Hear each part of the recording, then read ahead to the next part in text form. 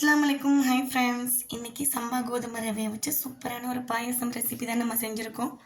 3 litre நான் பால் எடுத்திருக்கேன். இதில் 1 லிட்டர் தண்ணி கலந்து நல்லா திக்காக காய்ச்சிக்கோங்க. நம்ம மில்க் மேடு சேர்க்கல, பால் நிறைய சேர்த்தா தான் டேஸ்ட் அருமையாக இருக்கும். இப்போ ரவையை வந்து ஒரு 1 ஹவர் நல்லா ஊற வச்சுக்கோங்க. அப்போ தான் சீக்கிரமே நல்லா வெந்து வரும். இப்போ காய்ச்சின பாலோட அந்த சம்பா ரவையை சேர்த்து கைவிடாமல் நல்லா கிளறி விட்டுட்டே இருங்க. ரவை நல்லா வெந்து வரட்டும். அதுக்கு இடையில் நம்ம பாதாம் பருப்பு ஒரு 100 கிராம் பேஸ்ட் மாதிரி மிக்சர் ஜாரில் அரைச்சி இந்த பாலோட நம்ம கலந்து விட்டுணும். உங்களுக்கு சாரப்பருப்பு வேணும் அப்படின்னா நீங்கள் அதை சேர்த்துக்கலாம், இல்லைன்னா ஸ்கிப் பண்ணிவிடுங்க.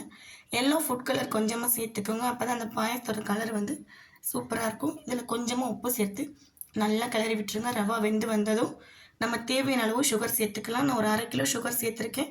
உங்களுக்கு வேணுங்கிற அளவு நீங்கள் சேர்த்துக்கோங்க. இப்போ 2லேருந்து 3 ஏலக்காயை கொஞ்சமாக நச்சு அதோட சேர்த்துக்கலாம். உப்பு ஏற்கனவே நம்ம சேர்த்துருக்கோம். அது சேர்த்தா தான் டேஸ்ட் வந்து இனிப்பு எடுத்து கொடுக்கும், அதனால தான் சேர்த்தோம். இப்போ நெய்யில் முந்திரி திராட்சையை வறுத்து இதோட சேர்த்துருங்க.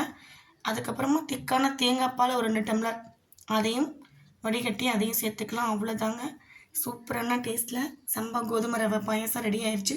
கண்டிப்பாக நீங்களும் ட்ரை பண்ணி பாருங்கள்.